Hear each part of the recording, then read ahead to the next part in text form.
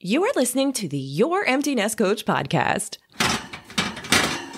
Christine? Yes, Christine? You know, with the social distancing implemented due to COVID-19, that your listeners may not be in an empty nest right now. And they may be struggling with an unexpected full nest. I mean, listen to that racket in the kitchen. Ooh, you're right about that. You are listening to the Not So Empty Nest podcast with Coach Christine. Is that better? I think at least for the near future, it might be a good call. Sounds like a plan. Before we get started, please remember that you may leave me audio feedback at any time through my SpeakPipe link or Google Voice number. If you find yourself wanting to offer advice to my listeners or talking back to me during the episode, I invite you to submit your thoughts there. You'll find the links to do this in the description of the episode. On Apple Podcasts, click Details. On Spotify, click See More. On Overcast, press the I for Information button. Get the idea? Of course, I always have full show notes with links to anything I discuss in this episode and a full episode transcription on my website. Those reside at youremptynestcoach.com/P for podcast and 79 for this episode's number. I can't wait to hear from you. Hello, my beautiful empty nest, or not so empty nest right now, friend. How are you feeling? Tune into that, and then ask yourself if you like how you are feeling. If not, you've come to the right place, because my job is to make you aware of how much control of your life through your thoughts and feelings that you simply hand over to others or to the happenings of your life. COVID-19 is a doozy of a happening, which you easily could give full control of your mind to your protector, who will allow thoughts and statements from others to boss you around. But if you are a regular listener of my podcast, you know that you have the opportunity right now to train your protector in a way that can bring you to the other side of this experience, feeling peaceful and powerful in your life. The decision is yours, my friend, and I am cheering you on. Feel those sad emotions when they make sense. Feel the angry emotions when they make sense. But know, my empowered friend, that you have the choice. So choose wisely where you spend your energy. For today, I'm going to give you a quick update on any changes to our family through restrictions due to COVID-19. And then I'll share some of my Insta followers' answers to my social distancing daily check-in. So where I live in Pennsylvania, last night the governor ordered a stay-at-home order for our county. Honestly, it doesn't impact my family much at this point in time, as my husband and I continue to work from home, which we had started a week ago. By the way, I am incredibly thankful that we both have that ability for now. My daughter's home from college and has fallen into a routine for her work, and over the last week, we only left our home for a singular grocery shopping trip, my final trip into the office, and exercise. My husband's a runner, and my daughter and I walk. Ironically, I've been enjoying the empty campus where I work. No, I'm not going there to work, but I can walk to it, and the paths are wide to make social distancing from others super easy to do. I need to say that I appreciate the work that our front lines, the healthcare workers and emergency personnel, the retail, grocery workers, gas station attendants, factory workers, basically if you are working because you have to.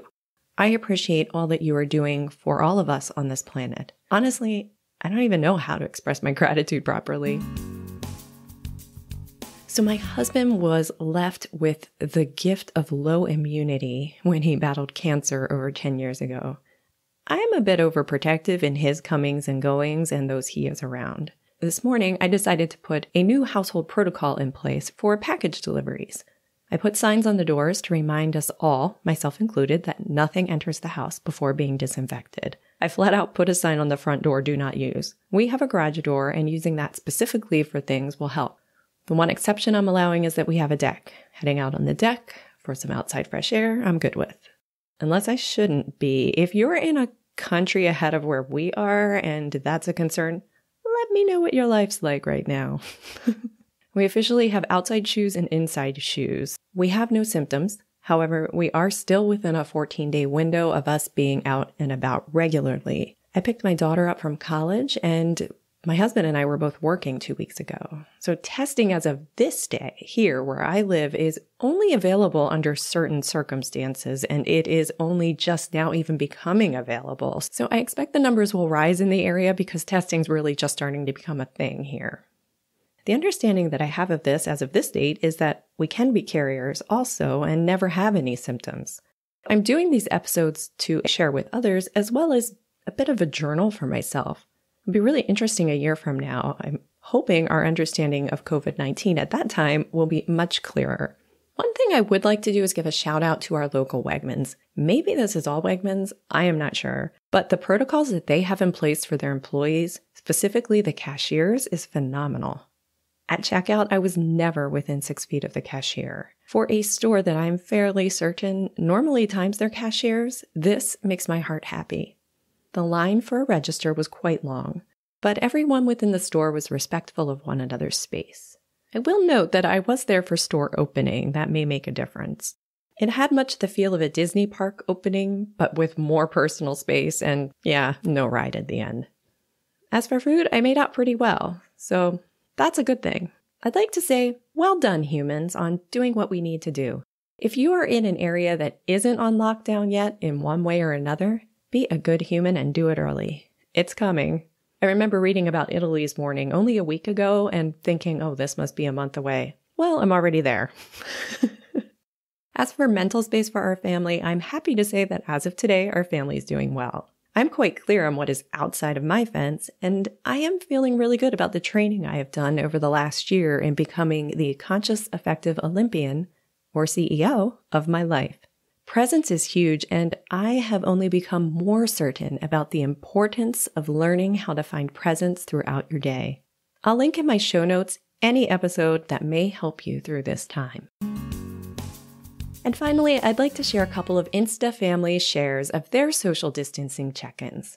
My favorite mental health podcaster, Elaine of Angus IT, shares that on day 4 of her social distancing, she loved watching the sunset. She found surprising that she worked out, that memes are making her laugh, and that she needs help with cleaning her house ASAP. Well, she does have time, doesn't she? I recommended that she pick one thing to do a day. Do you have any suggestions for Elaine? Another Instagram follower, Laurie, shared on day 4 of her social distancing that she loves having her kids under her roof. She finds surprising that she's noticing nature with many walks. The creativity of COVID posts is making her laugh, and she also needs help with having her kids under her roof. And yes, this is a huge adjustment. That presence you are gaining when in nature is good to use when you are in your house together. Notice details about your family that you don't normally notice to help pull you into the present. And listener, do you have a tip for Laurie? And my most recent share had me on day 8 of social distancing. I love that we have shea butter in the house. Or is it she? I don't even know. As my hands are experiencing some extra dryness, and a dose of this butter and my hands are super thankful. Something I'm finding surprising is that the entire United States isn't yet on a stay-at-home order. Yes, and the memes are making me laugh too. Those are my funny things for yesterday, and actually, I couldn't think of anything I needed help with at this moment, so I inadvertently, I believe, put 2 funny things. So that's good. I really am feeling pretty CEO of my life right now. And you can be there too. Anyway, the second amusing thing I noted is a video that a professor from Ursinus College made about his new class. I will put a link in the show notes. It's fab. So my listener, thanks for making time in your day to spend it with me listening to this. I appreciate you more than anything. I hope you and your family are safe and healthy right now. If you need support, I am offering free support calls Monday through Friday. Join one or all, however you feel led, and whenever you need it. Consider it a coffee date for those who need a little support in the new, not so empty nest. No sales pitch from me when you're there, only support.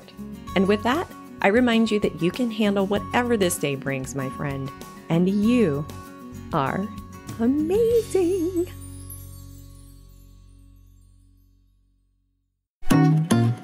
Thanks. Thank you. A huge shout out to every member of my GPS support flock. I invite you to fly on over to my website or see my show notes for a link to learn how you may become a GPS support flock member, where you will gain access to all of my programs, monthly workshops, group coaching, and more. See you there. You'll find the links to do... No, I'm not working there, but I can walk to it. I can walk... No, I'm not working. I picked up my daughter up from